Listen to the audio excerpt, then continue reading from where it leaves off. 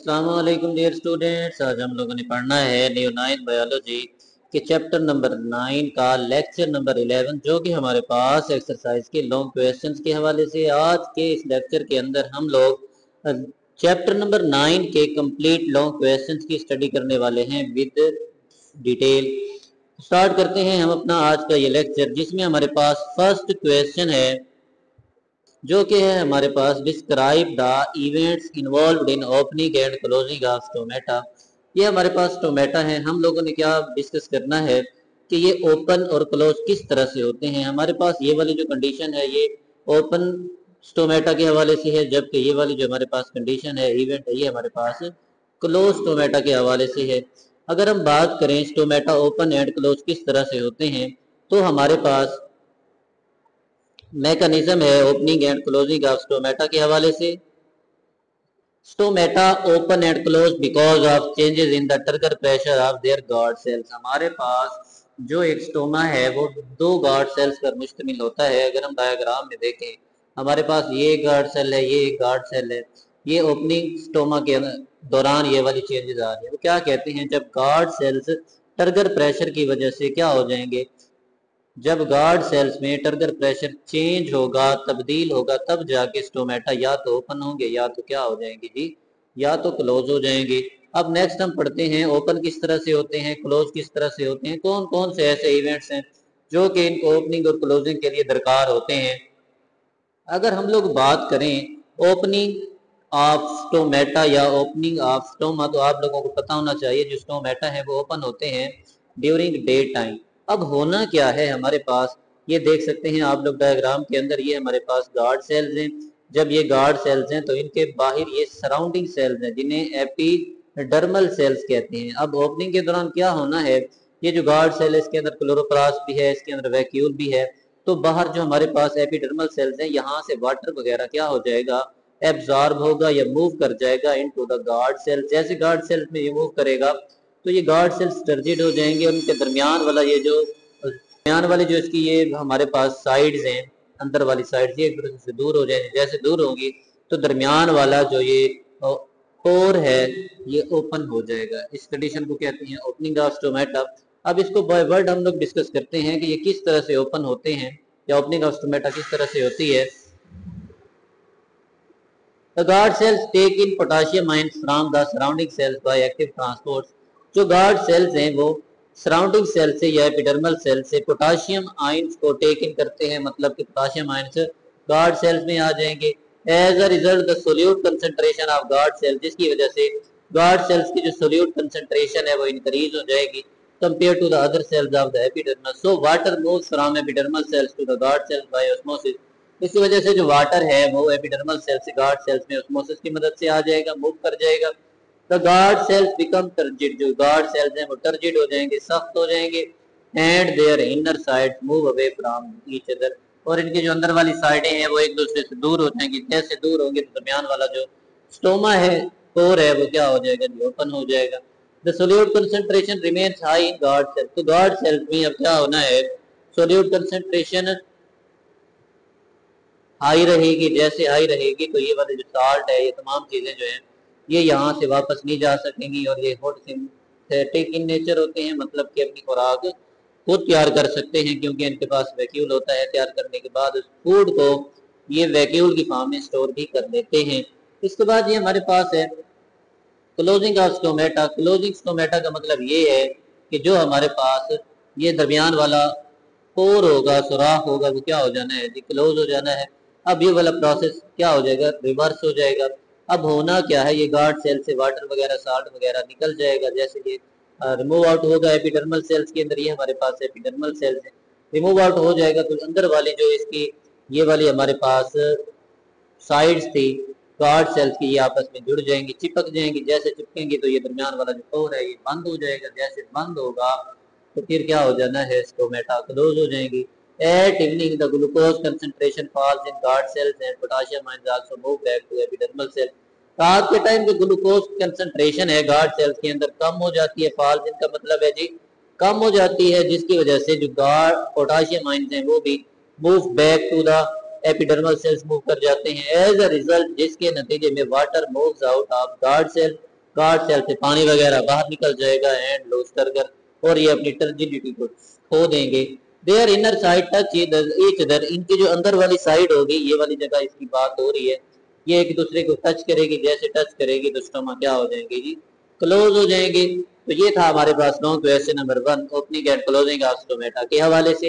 इसके बाद ये हमारे पास नेक्स्ट क्वेश्चन नंबर 2 है। अगर हम बात करें क्वेश्चन नंबर 2 की, तो ये हम लोग पहले कर चुके हैं डिटेल के साथ। क्या क्वेश्चन है जी, explain the internal structure of root, root के इंटरनल स्ट्रक्चर पर नोट लिखें, describe the uptake of salt water by root, roots की मदद से वाटर और साल्ट किस तरह से अपटेक होता है। तो इसके लिए आप लोग लेक्चर नंबर 2 रिव्यू कर सकते हैं। क्या पढ़ेंगे हम इस लेक्चर के अंदर, या इस दो क्वेश्चन 2 के अंदर हम क्या लिखेंगे, हमने रूट का इंटरनल स्ट्रक्चर बताना है जो कि डिफरेंट किस्म के पार्ट्स पर मुश्तमिल होता है, जैसा कि ये रूट हेयर्स और इसी तरह से एपिडर्मिस पर मुश्तमिल होगा। इसके बाद ये हमारे पास आगे कॉर्टेक्स था, कॉर्टेक्स के बाद पेरिसाइकिल था, पेरिसाइकिल के बाद हमारे पास वेस्कुलर बंडल्स या वेस्कुलर टिश्यूज थे, जिसमें हमने जाइलम और फ्लोएम के बारे में बताया था। और ये चीज आप इस लॉन्ग क्वेश्चन के अंदर लिख देंगे तो आपका ये वाला क्वेश्चन कंप्लीट हो जाएगा। इसके बाद हमारे पास लॉन्ग क्वेश्चन नंबर 3 है। अगर हम लॉन्ग क्वेश्चन नंबर 3 की बात करें, describe temperature, wind and humidity as the factor affecting rate of transpiration. हाँ जी, आप लोगों ने बताना है इस क्वेश्चन के अंदर कि टेम्परेचर किस तरह से ट्रांसपायरेशन के रेट को इफेक्ट करता है, विंड किस तरह से करती है, ह्यूमिडिटी किस तरह से करती है। इसी तरह हमने एक 4 पढ़ा था यहाँ पे फैक्टर, जिसे सरफेस एरिया कहते हैं। तो इस क्वेश्चन के आंसर के लिए आप लोग लेक्चर नंबर 3 रिव्यू कर सकते हैं। बड़ा ही कंसेप्चुअल क्वेश्चन है, मोस्ट इंपोर्टेंट क्वेश्चन है ये वाला। इसके बाद नेक्स्ट हमारे पास क्वेश्चन है question number 4, describe mechanism of transport of water and salt in plant. इस क्वेश्चन में आप लोगों ने क्या बताना है जी, आपने बताना है ट्रांसपायरेशन पुल के बारे में, आप लोगों ने बताना है जी कंटिन्यूअस वाटर कॉलम के बारे में, और इसी तरह एंड पे आपने बता देना है वाटर टेंशन के बारे में। इस क्वेश्चन के आंसर के लिए आप लेक्चर नंबर 4 रिव्यू कर सकते हैं। इसके बाद नेक्स्ट हमारे पास क्वेश्चन नंबर 5 है। अगर बात करें क्वेश्चन नंबर 5 की, तो हमारे पास क्वेश्चन है mechanism of food transportation by pressure flow mechanism. जी आप लोग हमने डिस्कस किया हुआ है प्रेशर फ्लो मैकेनिज्म, जिसमें हमने ट्रांसलोकेशन ऑफ फूड को डिस्कस किया था। अब इसमें होता क्या है, जाइलम के अंदर जो फूड बन जाती है, ये चौथ साइड पर जो फूड बनती है वो सिंक साइड पे मूव कर जाती है प्रेशर फ्लो मैकेनिज्म की मदद से। आपने इस क्वेश्चन के लिए लेक्चर नंबर 5 लाजमी रिव्यू करना है, क्योंकि ये मोस्ट इंपोर्टेंट लॉन्ग क्वेश्चन है। ये हमने यहाँ पे इनका हवाला ही क्यों दिया, रेफरेंस क्यों दिया है, क्योंकि हम लोग ये पहले डिस्कशन डिटेल के साथ कर चुके हैं। इसके बाद नेक्स्ट हमारे पास क्वेश्चन नंबर 6 है। अगर हम लोग बात करें क्वेश्चन नंबर 6 की, how do plant excrete extra water and salt from their body, कि प्लांट्स किस तरह से इजाफी पानी और साल्ट को अपनी बॉडी से बाहर निकालते हैं, ये एक्सक्रीशन है बेसिकली हमारे पास। तो अगर हम बात करें excretion of extra water, plants excrete extra water in 2 ways. 2 तरह के मेथड्स हैं, 2 तरह के प्रोसेस हैं जिसमें प्लांट्स क्या करते हैं जी, एक्स्ट्रा वाटर को एक्सक्रीट करते हैं। उसमें फर्स्ट हमारे पास ट्रांसपायरेशन है, दूसरा हमारे पास गटेशन है। ट्रांसपायरेशन दिन के टाइम होती है, जबकि गटेशन रात के टाइम और सुबह सुबह के टाइम होती है। क्यों होती है, इस चीज को पढ़ते हैं। अगर हम बात करें ट्रांसपायरेशन की, तो ट्रांसपायरेशन हमारे पास वो अमल है जिसमें पानी बुखारात बन के लीक सरफेस से फिजा में चला जाता है। इस प्रोसेस को कहते हैं जी ट्रांसपायरेशन, और ये दिन के टाइम होता है। During day plants remove their extra water through transpiration. Plants transpiration की मदद से एक्स्ट्रा वाटर को बॉडी से बाहर निकाल देते हैं। हम लोग जानते हैं कि हमारे पास ट्रांसपायरेशन के 3 मेन टाइप्स हैं। पहले स्टोमेटल ट्रांसपायरेशन, दूसरी cuticular transpiration, third one is the lenticular transpiration. इसके बाद अगर हम लोग बात करें गटेशन की, तो गटेशन हमारे पास वो प्रोसेस है जो मोस्टली रात के टाइम होता है। आप लोग डायग्राम में भी देख सकते हैं। इसमें होता क्या है, लीव्स वगैरह की जो टिप्स हैं, यहाँ पर इन एजेस पर वाटर के जो ड्रॉप्स हैं, वाटर के जो छोटे छोटे कतरे हैं, वो यहाँ पे स्टोर होना शुरू हो जाते हैं। इस कंडीशन को हम लोग कहते हैं गटेशन। ये भी हम डिटेल के साथ पढ़ चुके हैं। At night when stomata are close, रात के टाइम जब स्टोमेटा क्लोज होते हैं, many plant store excess water in their intestinal tissues. तो बहुत सारे प्लांट्स ऐसे हैं जो कि पानी को स्टोर करते हैं अपने टिश्यूज के अंदर। This water is remove during the day, और फिर रात के दिन के टाइम क्या करते हैं प्लांट, इसी स्टोर्ड पानी को, स्टोर्ड वाटर को ट्रांसपायरेशन की मदद से बॉडी से बाहर निकाल देते हैं। लेकिन सम प्लांट्स, कुछ प्लांट्स ऐसे हैं जैसा कि ग्रासेस है हमारे पास, have a specialized mechanism called guttation to remove excess water at night. जैसे कि ग्रासेस हैं, इनके अंदर खास किस्म का मैकेनिज्म होता है। रात के टाइम ये क्या करते हैं, वाटर को ड्रॉप्स की फॉर्म में on the tips of the in the tips of the leaves क्या कर देते हैं, कंडेंस कर देते हैं, और इस प्रोसेस को कहते हैं guttation. Involves the release of water droplet through small pores located at the tips और edges of the leaf. This process helps to regulate the plant water content. ये वाला प्रोसेस हेल्प करता है ताकि जो पानी के जमीन ये प्लांट के अंदर जो वाटर कंटेंट है वो क्या हो सके, रेगुलेट हो सके, बरकरार रह सके। इसके बाद ये हमारे इसी का दूसरा पॉइंट है एक्सक्रीशन ऑफ साल्ट। कि प्लांट साल्ट को कैसे रिमूव करते हैं। Plants excrete salt through specialised salt gland. Plants के पास खास किस्म के ग्लैंड होते हैं जिन्हें साल्ट ग्लैंड कहते हैं।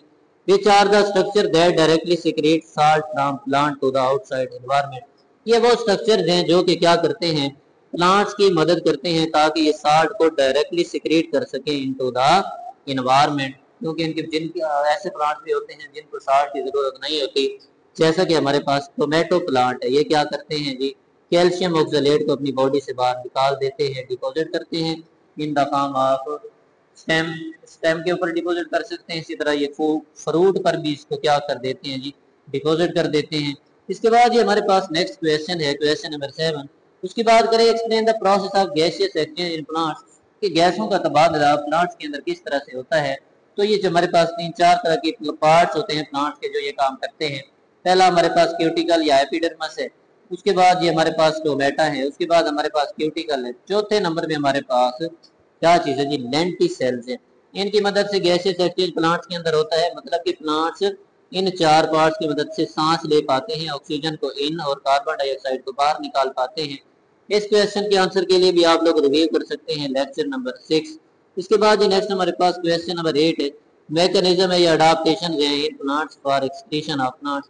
प्लांट्स डिफरेंट वेस्ट को बॉडी से एक्सक्रीट करते हैं, जैसा कि वाटर को रिलीज करते हैं, जैसा कि ये क्या करते हैं, कार्बन डाइऑक्साइड ऑक्सीजन को करते हैं। इसी तरह से हमारे पास अदर मेटाबॉलिक वेस्ट है, उसको भी रिमूव बॉडी से करते हैं। इस क्वेश्चन के आंसर के लिए आप लोग रिव्यू कर सकते हैं लेक्चर नंबर 7। इसके बाद लास्ट क्वेश्चन है हमारे पास, osmotic adjustment in hydrophytes, xerophytes and halophytes. Hydrophytes वो प्लांट्स हैं जो कि पानी में रहते हैं, जीरोफाइट्स वो प्लांट्स हैं जो कि डेजर्ट में रहते हैं, जबकि हेलोफाइट्स वो प्लांट्स हैं जो कि साल्टी इन्वायरमेंट में रहेंगे। तो इस क्वेश्चन के आंसर के लिए भी आप लोग रिव्यू कर सकते हैं लेक्चर नंबर 8, जो कि बड़ा ही कम्प्रीहेंसिव सा क्वेश्चन है। इसके बारे में हम लोग पहले भी डिटेल के साथ पढ़ चुके हैं। आई होप आपने आज का ये लेक्चर बड़ा ही इंटरेस्ट के साथ लिया होगा और आप लोगों को अच्छे से समझ आ चुकी होगी। मजीद भी किसी स्टूडेंट की कोई क्वेरी हो, कोई क्वेश्चन न समझ आया हो, तो आप लोग कमेंट सेक्शन में अपनी क्वेरी कर सकते हैं। So stay connected and Allah Hafiz.